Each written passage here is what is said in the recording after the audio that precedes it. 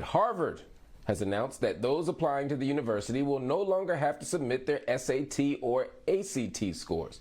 The policy will stay in effect through 2026, and it marks a tipping point in a growing debate over standardized tests across the nation. Well, my next two guests have been making this case for getting rid of high-stakes testing in American schools for a number of years now. I want to bring in Dr. Joseph Soares. In his book, at least, The Power of Privilege is called. He examines how family legacy and social class get disguised as personal merit at elite colleges. I wanted to bring that idea in because it's such a powerful one. Now, there's a book also called The Scandal of Standardized Tests, which he also edited. It argues for dropping the SAT and the ACT altogether. Dr. Soares calls it racist. Now, I want to introduce to the show tonight the editor of the book Black Lives Matter at School. It's an uprising for educational justice, and it wants to stop the use of standardized testing in public schools across the board. She says they're a rooted historical relic of eugenics as well as racism, and they're today particularly damaging to black students, black teachers, and their schools. Here to talk to us now about this and all of this is Dr. Denisha Jones. She's the director of the Art of Teaching graduate program at Sarah Lawrence College. She's also a leader in the Black Lives Matter at School movement. Denisha, thank you so much for joining me. It's an absolute pleasure to have you on the show. Help me understand why we should be celebrating Harvard's decision to make the SAT optional, if we should. Thank you, Marc, for having me on the show. And I do think we should celebrate it as an indication that colleges don't need these tests, and we have a responsibility to see them go away because they've been harmful to a lot of students applying to colleges. You know, people think, oh, well, why would you have a problem with it? You have a doctorate, you have a law degree. Yeah, and I wouldn't have had those things if I let my standardized test scores stop me from pursuing college despite not having good SATs, not having a good GRE, and not having a good LSAT score. And so what I think people need to realize is that many students don't even try to apply to college because of these test requirements. And they know that they can't do well in the test for lots of different reasons. And they could be bright students, but they don't do well in the test, and the tests don't measure that. And as a college professor, I can assure you that kids coming in with high test scores doesn't mean they're going to do well in college, especially if the college wants them to analyze, to write critically, to engage in projects and take initiative. None of those can be measured on a test. So I think it's important what Harvard is doing, what other colleges are doing, to going test optional, and hopefully to not even allowing the test scores to be submitted. Raising, Denisha, is this question of validity, right? And in statistics, we talk about validity as, you know, does this measure what it's supposed to measure?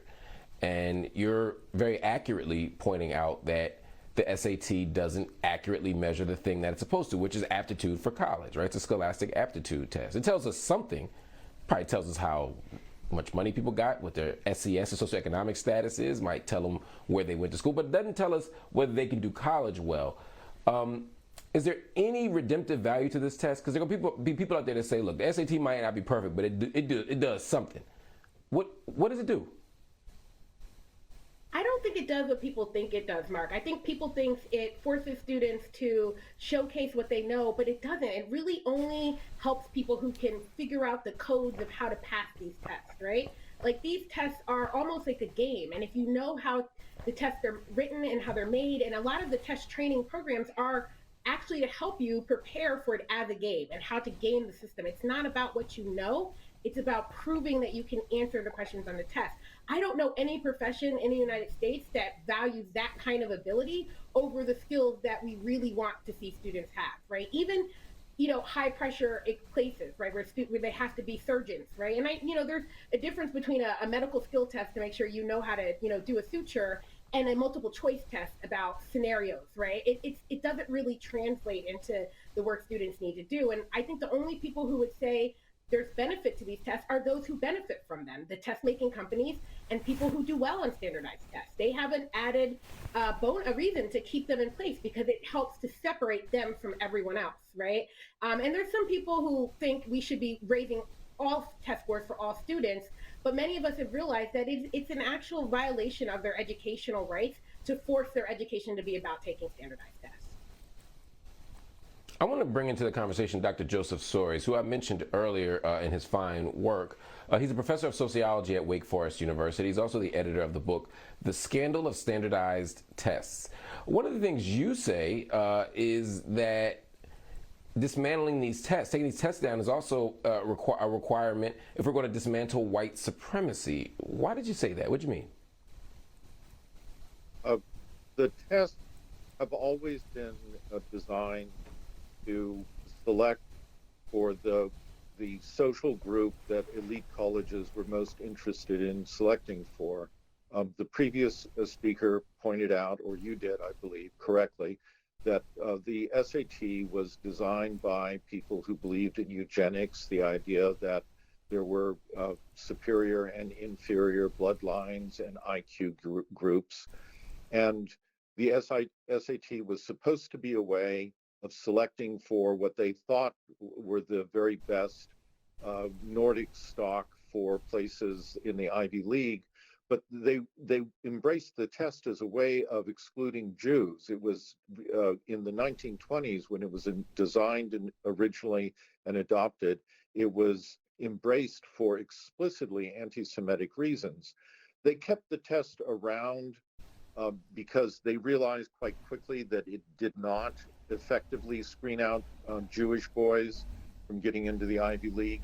But they kept the test around because they did discover that there was a very nice relationship between test scores and family incomes. And what better way to disguise that you're selecting for very wealthy families, that you're selecting for bank accounts and not brains, than to have this sort of objective, scientific seeming, measuring stick that you say, oh, well, we're just selecting for test scores, we're selecting for brains, we're not selecting for bank accounts, when they knew for a fact that they were selecting for bank accounts. That's why they kept the test. By they, I mean explicitly the Ivy League, Harvard and Yale and Princeton in particular. So the test has always been something about social Darwinism. It's always been about disguising social selection as academic selection. And the reason why I say it's about white supremacy today is that from the University of California, work done by Saul Geiser, they're the foremost statistician and sociologist working on this out there, who has, excuse me, a chapter in my book, The Scandal of Standardized Tests. He shows that today, the variable that best predicts SAT scores is race. That is, it predicts SAT scores more strongly than family income or parents' level of education. So that today, and this wasn't the case, say 10 years ago, today, if you're going to be selecting mostly for white youth from very wealthy families, you select for high test scores and you exclude people with low test scores. Now, there's another reason. Right. That it's an exercise. Well, I have to pause you there just because we're running out of time. But you raised an interesting question. Now, of course, the Murrays of the world would say, well, that just proves our thesis, right? We think that white people are smarter, and so the fact that white people are overrepresented at the top of the results of these tests only proves our point. Of course, that makes a lot of assumptions about what's in the test, that the test is neutral and objective and fair, and that we're predicting proper outcomes here. And obviously, we know that that's not right.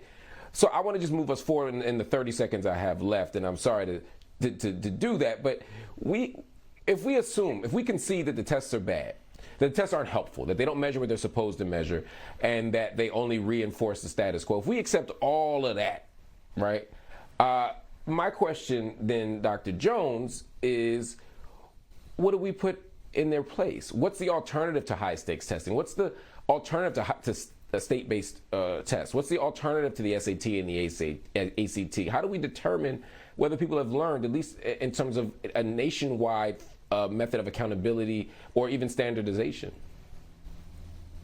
Yeah, that's a great question, Mark. And I think New York City has an example of what it looks like in K through 12 in their consortium performance assessment schools. So there are some schools in a consortium where they don't have to take Regents exams. They can take a performance-based assessment. And they have the data to show. Michelle Fine at NYU and other scholars have studied the consortium schools, and the research shows that the students do better in college. They do better in just getting knowledge because they're not taking a standardized test, and it's more rigorous. It's kind of like the way I had to defend my dissertation, or my students have to present their master's thesis, right? So if you want to measure knowledge, right, the best way to do that is to include the students and have them take responsibility for demonstrating the knowledge that they have learned in a type of like presentation with multiple artifacts and parts, the type of portfolio or performance. If you want to determine if kids are ready to go to college, then you look at the research that shows what experiences, what activities, what things the students do that really help them to go to college, and you look at them to see if they have those things, right? We know that standardized tests don't mean you're going to do well in college.